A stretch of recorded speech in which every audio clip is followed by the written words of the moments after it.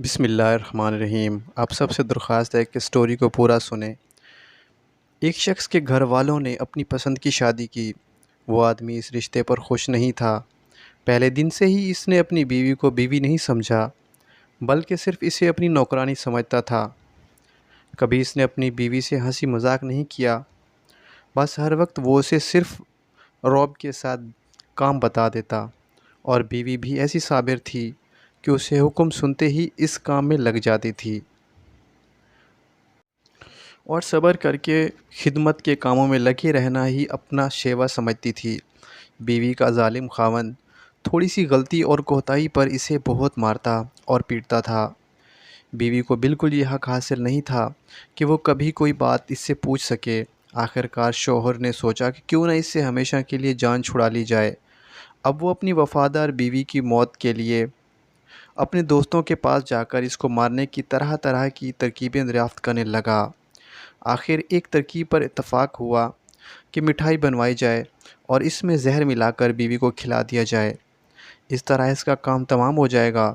خاوند بیوی کے پاس وہ زہر آلودہ مٹھائی لایا اور بڑی محبت سے کہنے لگا، اسے کھا لو۔ بیوی اس کی زندگی میں پہلی دفعہ اتنی محبت دیکھ کر بہت خوش ہوئی اور حیرت زدہ ہوئی، اور اسے یہ بھی یقین ہو گیا تھا کہ اس مٹھائی میں زہر ہے۔ خاوند نے کہا کہ اسے کھا لو۔ بیوی نے 3 دفعہ پوچھا، کھا لوں؟ اس ظالم نے بھی تینوں دفعہ یہی کہا کہ کھا لو۔ اس بے مثال اطاعت شار بیوی نے اس زہر آلودہ مٹھائی کو خاوند کا حکم سمجھ کر کھا لیا۔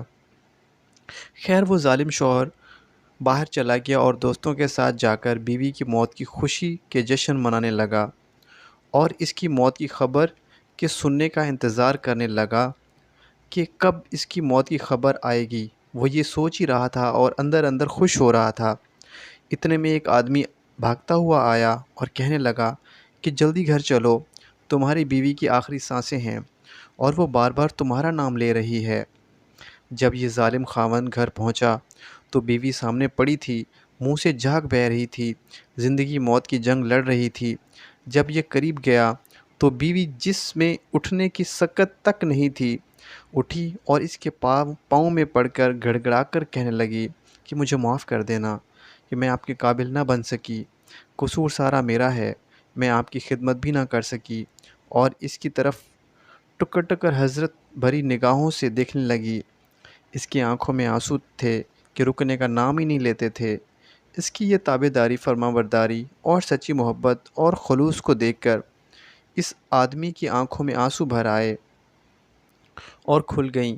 بس جیسے ہی اللہ نے اس کے دل کی آنکھیں کھولیں، وہ جلد ہی اپنی بیوی کو لے کر ہسپتال کی طرف بھاگا۔ ڈاکٹر نے جلدی سے اس نیک دل خاتون کا معدہ واش کیا، سارا زہر نکالا، اور آدمی بھی اللہ کے سامنے گڑ گڑایا اور اپنی کوتاہیوں پر اللہ کے حضور معافی مانگی۔